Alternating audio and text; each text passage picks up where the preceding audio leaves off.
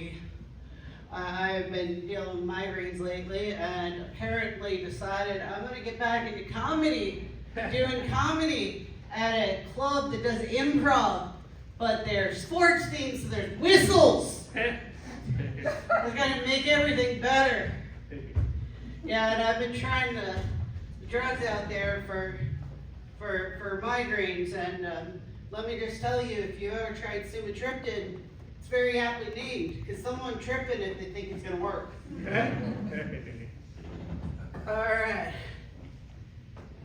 All right, so I'm going to tell you a little bit about myself. My name is Josh Fred. My pronouns are he, they. My adjectives are tired and worried. And my adverbs are awkwardly, excitedly, and tiredly. I'm an Asian Studies major, which means I can say, would you like fries with that in 3 languages? One of those is English.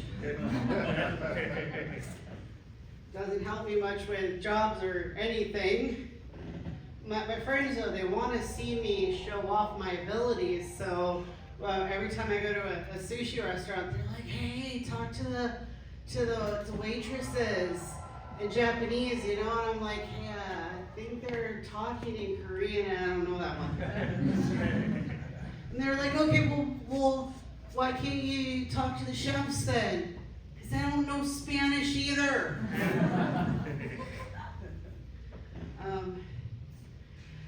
I do love to say, though, that I love supporting the Spanish businesses in my area, which means going to the local sushi restaurant. Delicious, delicious. I love the supporting black-owned businesses, which means I just eat a lot of baked goods. You know, I put my money where my mouth is, and I look like this. I have been losing weight lately, and it's partly the Ozempic, and partly because I've been broke paying for the Ozempic. All right. I saw on the news that again Trump's trying to complain that and indict James Comey for being involved in an assassination attempt against Trump. And I was thinking, oh my God, where are we as a country, as a society, if the former head of the FBI cannot pull off one successful assassination?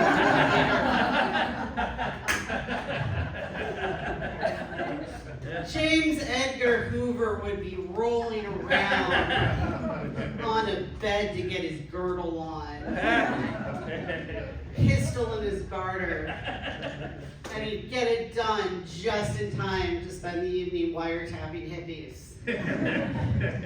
What are we doing as a country these days?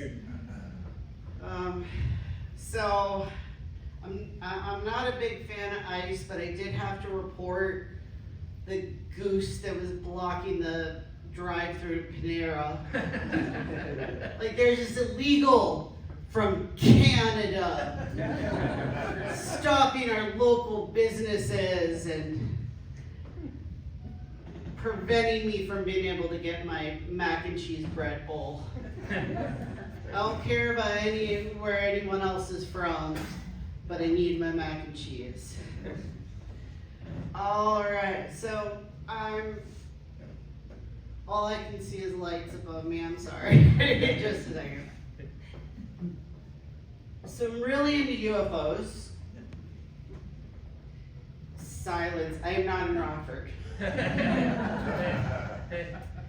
All right. The UFO community is it's a very interesting, diverse community. You've got some people who say like, hey, like we have this video of these lights that it doesn't look like any sort of aircraft or natural phenomenon. What is causing this? And then on the other hand, you have people with this blurry Polaroid at the beach. Aliens. I told one guy that his UFO picture looks a lot like a balloon of SpongeBob, and he called me a Fed. And so he said, like, hey dude, like, here's where this is sold on Amazon. And he's like, that's just proof that Jeff Bezos is reverse engineering UFO technology and selling it back to us. This is exactly what they did with alien tape. But here's what I don't understand about UFOs. If they're aliens and they're coming from millions of light years away to get to Earth, why are they crashing when they get here? Are they the bored billionaires of their own planets? I think the alien that crashed in Roswell has an ex-wife back on Vega going, that stupid motherfucker.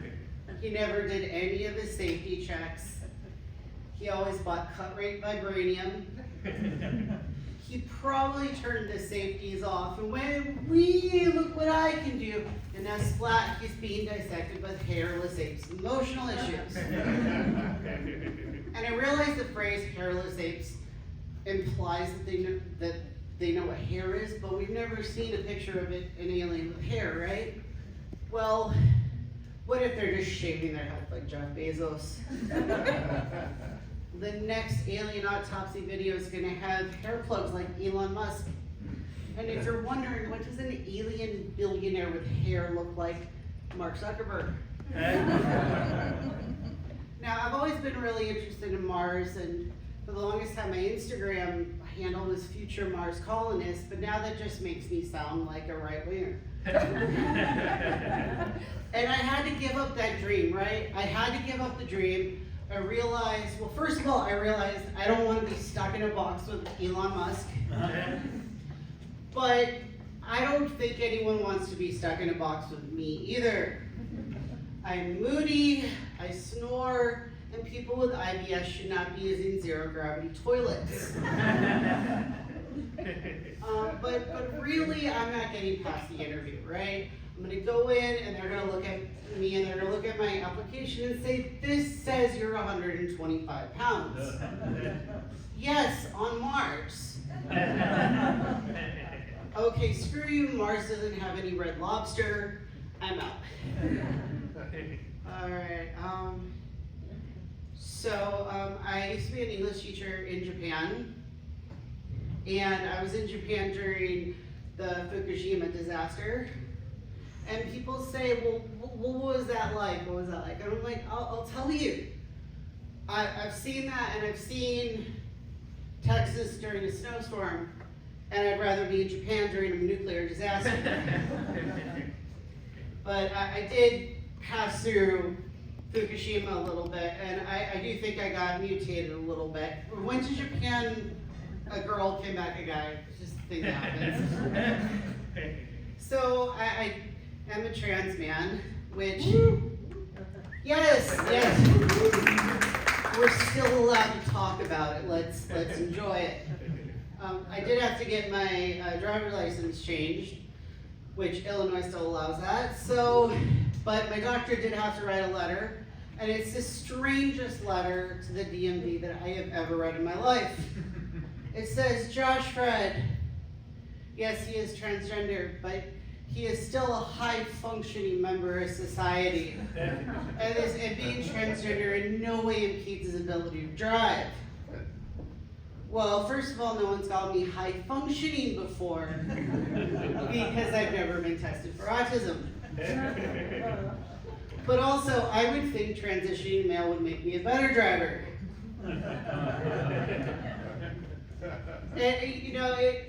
We know it has no impact, but at least before it was like, I do something stupid, and be like, oh man, women drivers are the worst, right? And now it's just like, man, Josh can't parallel park for shit. And I can only be responsible for myself, right? You can't put that pressure on me. But one thing I'm seeing a lot on social media to be like trans friendly, a lot of people are saying like, protect the dolls. But am I a doll too? And I'm thinking, am I a Ken doll? I mean, I have the crotch and the lack of nipples of the Ken doll. but I also do realize I'm a bit chunkier. Am I Ken too much? All right, everyone, have a great evening.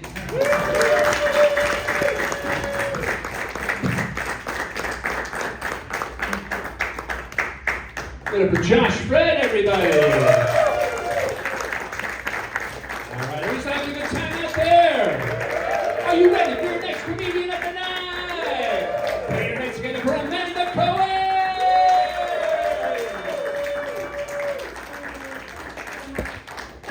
Thank you.